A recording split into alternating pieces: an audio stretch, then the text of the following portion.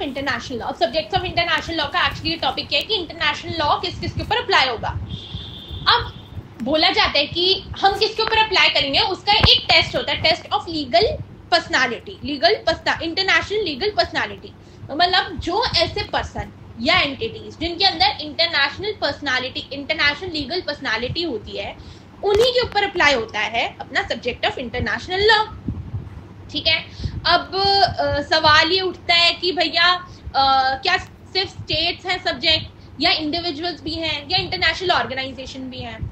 तो इनकी जो लीगल पर्सनालिटी है वो इनके टॉपिक्स के साथ ही पढ़ेंगे कि स्टेट्स क्यों, इंडिविजुअल्स क्यों, इंटरनेशनल ऑर्गेनाइजेशंस क्यों, क्या उनके अंदर लीगल पर्सनालिटी क्या होती है उनके सब्जेक्ट में। ठीक है, अभी बस ये बोल लो कि इंटरनेशनल लीगल पर्सनालिटी होनी चाहिए फॉर कॉलिंग एनी एंटिटी और a person as a subject of international law. ठीक है, अब 19th सेंचुरी तक ना सिर्फ स्टेट्स को ही माना जाता था, ये जो कम्युनिटीज हैं, ये जो नेशंस हैं, only they are called as subjects of international law. But अब मॉडर्न टाइम्स में हम लोग ये देखते हैं, यार तुम एक बात बताओ, स्टेट्स किससे बनता है, इंडिविजुअल से बनता है, तो individuals are also part of international law. फिर इंटरनेशनल ऑर्गेनाइजेशन जैसे यूएन, दे आर कंडक्टिंग या दे आर मतलब वो एक नेशन स्पेसिफिक तो नहीं है ना, ये कंडक्ट करती है दो डिफरेंट नेशंस को, या उनकी लड़ाइयाँ हो रही हैं, या ह्यूमन राइट्स के बारे में बात हो रही है, तो बहुत यूनिवर्सल कॉन्सेप्ट हैं जो हर एक नेशन के ऊपर लगते हैं, तो even they should be called a part of international law.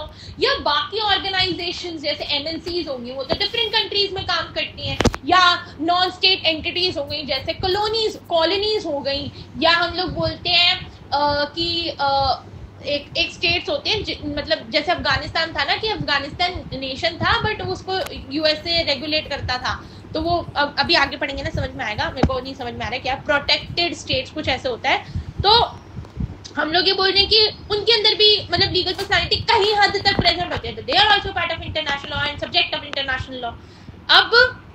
अब डिक्सन ने इधर एक चीज बोली थी कि a subject of international law is an individual body of entity recognized or accepted being capable of possessing and exercising rights and duties under international law।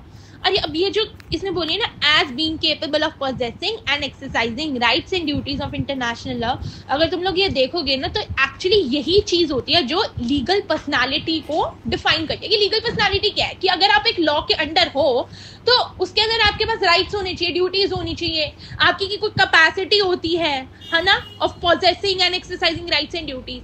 Actually ये वाली जो कैपेसिटी होती है ना किसी भी लॉ में, वो ऐसी कैपेसिटी अगर किसी के पास है तो वो लीगल पर्सनालिटी कहलाती है। और इंटरनेशनल लॉ के अंडर अगर ये पर्सनालिटी किसके पास है, मतलब ये राइट्स एंड ड्यूटीज वाली कैपेबिलिटी एंड पोजेसिंग किसी के पास है, तो वो चीज कहलाती है क्या, इंटरनेशनल लीगल पर्सनालिटी। ठीक है, तो इंटरनेशनल लीगल पर्सनालिटी होना जरूरी है, मतलब उनके पास राइट्स, ड्यूटीज एंड पावर्स होना जरूरी है अंडर इंटरनेशनल लॉ। अब दो थ्योरीज हैं, ये दो थ्योरीज के बाद हम लोग स्टेट पढ़ेंगे, state as a subject of international law, फिर individuals as a subject, international organisation as a subject of international law, and individuals as a subject of international law in 3 different audios. तो अभी बस ये समझ लो कि दो theories हैं, 3 theories हैं, realistic, frictional and functional theories. Realistic theory simple ये है कि भैया स्टेट ही सब्जेक्ट हो सकता है इंटरनेशनल लॉ का, और स्टेट्स ही प्राइमरी एक्टर्स होते हैं। ठीक है, इंडिविजुअल ऑर्गेनाइजेशन या non state organization directly subject नहीं होते इंटरनेशनल लॉ के, वो स्टेट के थ्रू डिराइव करते हैं राइट्स एंड ड्यूटीज को। ठीक है, सिंपल सी बात है कि भैया सिर्फ स्टेट है और कोई किसी को हम रिकॉग्नाइज ही नहीं करेंगे as subject of national law. अगर किसी को अगर लाइक राइट्स एंड ड्यूटीज है तो वो स्टेट से ही मिलती हैं, मतलब state is only a part of international law. तो रियलिस्ट थ्योरी। फिर आते हैं फिक्शनल थ्योरी। अब फिक्शनल थ्योरी ये बोलती है भैया जैसे केल्सन है, केल्सन होता है इसका मेन जो अच्छा आदमी है वो केल्सन है फिक्शनल थ्योरी का, जो हमें ये बता रहा है कि सुन भाई तू इधर आ, स्टेट किससे बना है, इंडिविजुअल से बना है, तो तू कैसे बोल सकता है सिर्फ state is a part of international law, है तो इंडिविजुअल्स का ही। अब कोई स्टेट को अगर राइट ऑफ पावर मिलेगा वो एक्सरसाइज करेंगे, इंडिविजुअल्स ही करेंगे। तो deep down of the waterfall of state it is individuals who are getting these rights, powers and duties under the international law, and hence they must be called the part and subject of international law. ठीक है, और and not just state. ठीक है, और ये कब देखने लगे हमें फिक्शनल थ्योरी, कब देखने लगी जब न्यूरेमबर्ग ट्रायल्स हुए तो इंडिविजुअल्स के ऊपर है, स्टेट्स के ऊपर नहीं हुए, वो इंडिविजुअल्स के ऊपर है। जो क्रिमिनल वॉर जो हुई थी उसके अंदर जो क्रिमिनल थे उनके ऊपर हो, तो सीधा इंडिविजुअल्स को टारगेट किया गया ना। इधर ये तो नहीं बोला कि जर्मनी के सारे लोग गलत हैं, the whole state of Germany is wrong, नहीं, जो उसके अंदर जो गंदे लोग थे उन्हें ट्राई किया गया।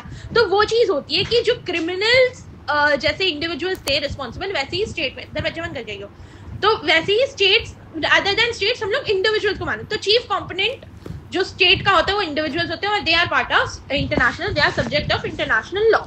ठीक है, अब ये थ्योरी ना फिर से रिवॉल्व होंगी आगे जाके, मतलब ये थ्योरीज एक और टॉपिक में यूज होती है, मैं टॉपिक भूल गई कौन सा था वो, नहीं, individual as subject of international law में ये थ्योरीज फिर से आएंगी, उसके अंदर और जूरिस्ट भी है, बट अंडरस्टैंड की मेनली ये थ्योरी क्या कर रही है। ठीक है, फिर आता है फंक्शनल थ्योरी। फंक्शनल थ्योरी बोलते हैं देखो जी, ना सिर्फ स्टेट ना सिर्फ इंडिविजुअल्स बल्कि दोनों के दोनों are subjects of international law.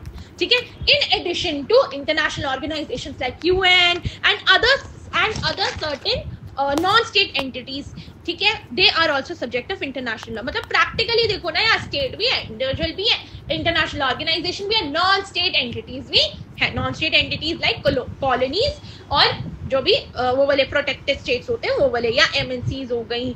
ठीक है, तो मॉडर्न इंटरनेशनल लॉ में हम लोग ऐसा लीगल सिस्टम देखते हैं जिसके अंदर सब्जेक्ट सब लोग हो जाते हैं, जिनके अंदर राइट, पावर और ड्यूटी होती है डायरेक्टली और indirectly under the international law.